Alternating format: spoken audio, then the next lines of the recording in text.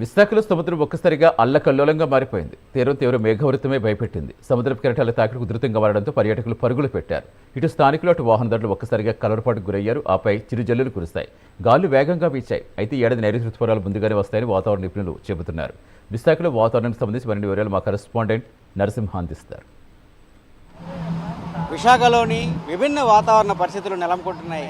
గత రోజు సాయంత్రం నుంచి కూడా ఒక్కసారిగా విశాఖలో వాతావరణ మార్పుల కారణంగానే ఒక్కసారిగా మబ్బు వాతావరణంతో కూడిన ఆ యొక్క వాతావరణం కూడా నెలకొంది. అదేవిధంగా నేడు చూసుకుంటే ఉదయం నుంచి కూడా విశాఖ ఆర్కే బీచ్, విశాఖ ఆయా ప్రాంతాల్లో కూడా మబ్బు ప్రాంతాలు, అదేవిధంగా ఫాగు కూడా ఏర్పడంతో కూడా ఒక్కసారిగా సముద్రం కూడా ఆ యొక్క వాతావరణంతో కూడా వేడెక్కింది. అదేవిధంగా విశాఖ సముద్రం చూసుకుంటే ఒకసారిగా ఇప్పుడు మనం చూసుకుంటే విశాఖ ఆర్కే బీచ్లో ఉన్నాము. ఇక్కడ చూసుకుంటే పర్యాటకుల సందడి కూడా ఒకసారిగా నెలకొంది.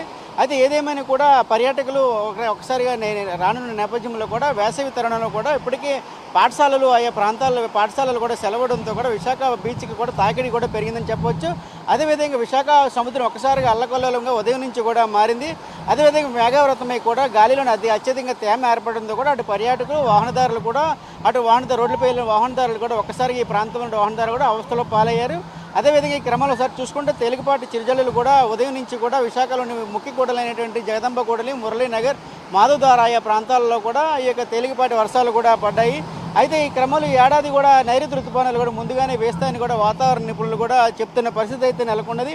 అదే నేపథ్యంలోని వేడి సెగ తీవ్రత రోజు రోజుకి పెరుగుతుండటంతో కూడా అటు ఈ ప్రాంతంలోని ప్రజలు కూడా అవస్థలు పాలవుతున్నారు. అయితే గడిచిన 24 గంటల్లో కూడా చూసుకుంటే పొట్టి శ్రీరాములు ఏరియా అయినటువంటి నెల్లూరు జిల్లా గూడూరులో రికార్డు స్థాయిలో 45.8 డిగ్రీల అత్యధిక ఉష్ణోగ్రత కూడా నమోదైంది. అయితే ఈ క్రమంలో చూసుకుంటే ఏప్రిల్ నెలలో ఇది గరిష్టం. అయితే మే నెల కూడా ఇంకెక్కువ నమోదు కావచ్చని కూడా, అయితే ఏప్రిల్ నెల మే నెల కూడా అయిపోయింది, మే నెల కూడా వచ్చింది. నేపథ్యంలో కూడా ఎక్కువ ఉష్ణోగ్రతలు కూడా ఉంటాయని కూడా కావచ్చని అధికారులు కూడా వాతావరణ శాఖ అధికారులు నిపుణులు కూడా చెప్తున్నారు. అయితే పల్నాడు జిల్లాలోని ఇప్పుడు చూసుకుంటే 28 మండలాల్లోని, వైఎస్ఆర్లోని కడప జిల్లాలో 26, తిరుపతిలోని 25, పొట్టి శ్రీరాములు నెల్లూరు 25, మార్కాపురంలోని 15, నంద్యాలలో 15, అయితే 11 జిల్లాలోని 11 మండలాల్లో కూడా గడిచిన 24 గంటల్లో కూడా 41 డిగ్రీలు పైగా ఉష్ణోగ్రతలు నమోదయ్యాయని కూడా మనం చెప్పవచ్చు. అదేవిధంగా చూసుకుంటే పల్నాడు జిల్లా పిడుగురాళ్లలో 45.2, మార్కాపురం జిల్లా నందనమారిలో కూడా 45, తిరుపతి జిల్లా రాయల చెరువులో కూడా 44.3, ఎన్టీఆర్ జిల్లాలో ఉన్నటువంటి ప్రకాశము తదితర ప్రాంతాల్లో కూడా చూసుకుంటే 43 డిగ్రీల వరకు కూడా ఉష్ణోగ్రతలు నమోదయ్యాయి. అయితే మనం చూసుకుంటే విశాఖ ఆర్కే బీచ్లోని ఉదయం నుంచి కూడా ఈ కెరటాలు కూడా ఎక్కువగా ఉండడంతో కూడా ఏదైతే ఎప్పుడు సమీప స్థాయి నుంచి కూడా కెరటాలు అతిగా స్థాయికి మించి కెరటాలు కూడా చివరి వరకు వెళ్ళాయి. ఈ క్రమంలో కూడా చూసుకుంటే ఒకసారిగా పర్యాటకులు కూడా పరుగులు తీసిన పరిస్థితి కూడా నెలకొంది. అయితే ఇక్కడ చూసుకుంటే గతంలో కూడా పల్నాడు జిల్లా రెంటచింతలలో కూడా గరిష్ట ఉష్ణోగ్రతలు నమోదయ్యాయి ఇక్కడ. అయితే ఈ ఏడాది కూడా మార్కాపురం, పొట్టి శ్రీరాములు జిల్లాలో ఉష్ణోగ్రతలు కూడా రికార్డు స్థాయిలో కూడా దాటేసేలా ఉన్నాయని కూడా నిపుణులు కూడా చెప్తున్న పరిస్థితి అయితే నెలకొందని చెప్పవచ్చు. రాష్ట్ర విపత్తుల నిర్వహణ సంస్థ నివేదికల ప్రకారం కూడా ఏప్రిల్ 27న మార్కాపురం జిల్లా, బేస్తవారిపేట, కంపం మండలాల్లో 2 చోట్ల 45.7 డిగ్రీల ఉష్ణోగ్రతలు నమోదు కావడం విశేషంగా చెప్పవచ్చు. అదేవిధంగా మరో 9 మండలాలు కూడా 40 డిగ్రీలు కూడా ఉష్ణోగ్రతలు నమోదయ్యాయి. అయితే క్రమంలో చూసుకుంటే గత నెల 26, 28 కూడా రాష్ట్రంలో కూడా అత్యధిక ఉష్ణోగ్రతలు కూడా నమోదు కావడం కూడా విశేషంగా చెప్పవచ్చు. వాతావరణ పరిస్థితుల్లో మార్పులు కూడా దీనికి ప్రధానంగా కారణం అని కూడా ఒకవైపు అని కూడా అధికారులు, నిపుణులు, అదేవిధంగా వాతావరణ శాఖ అధికారులు కూడా చెప్తున్న పరిస్థితి అయితే నెలకొంది. అదేవిధంగా చూసుకుంటే మార్కాపురం జిల్లాలో నుండి కూడా రికార్డు స్థాయిలో కూడా ఉష్ణోగ్రతలు నమోదయ్యాయి. అదే సందర్భంలో చూసుకుంటే మనం రెంటచింతలలోని గతంలో కంటే ఉష్ణోగ్రతలు కూడా తగ్గాయని కూడా చెప్పవచ్చు. అయితే గడిచిన 24 గంటలు కూడా రాష్ట్రంలో చాలా మండలాల్లో కూడా 45 డిగ్రీల పైన ఉష్ణోగ్రతలు రికార్డు అయితే రెంటచింతల మాత్రము 41.2 డిగ్రీలు కూడా నమోదైంది. ఇది చూసుకుంటే విశాఖ ఆర్కే బీచ్, విశాఖకు తలమానికం ఉన్నటువంటి ఆర్కే బీచ్లోని కూడా గాలిలోని తేమ ఎక్కువగా ఉండడంతో కూడా అటు ఉష్ణోగ్రతలు ఎక్కువ అవడంతో కూడా అటు ప్రయాణికులు, అటు స్థానికులు కూడా రాత్రులు కూడా ఎక్కువ కూడా అవస్థలు పాలవుతున్నారు.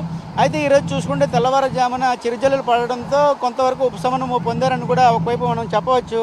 అదేవిధంగా చూసుకుంటే ఈసారి ముందుగానే నైరుతి ఋతుపవనాలు ముందుగానే రానున్నాయని కూడా ఒకవైపు కూడా మనం చెప్పుకోవచ్చు.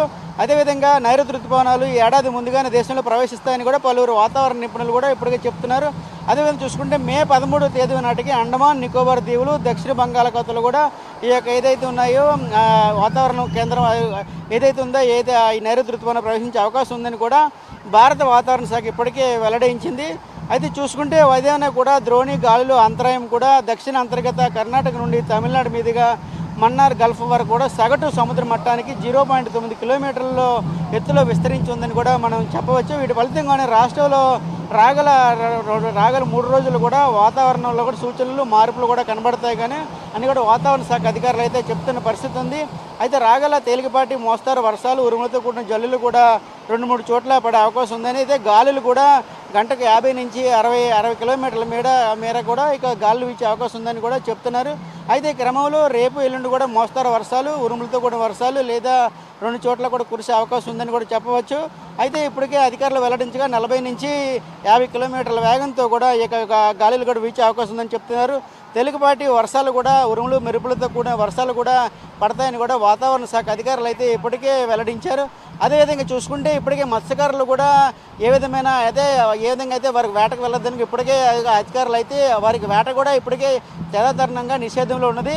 అయితే క్రమం చూసుకుంటే ఏదేమైనా కూడా రాగల 2-3 రోజుల్లో కూడా వాతావరణం ఇదే మేఘావృతమై ఉండి వర్షాలు కూడా చిరుజల్లులు కూడా పడే అవకాశం ఉందని కూడా అటు వాతావరణ శాఖ అధికారులు కూడా చెప్తున్న పరిస్థితి అయితే నెలకొంది.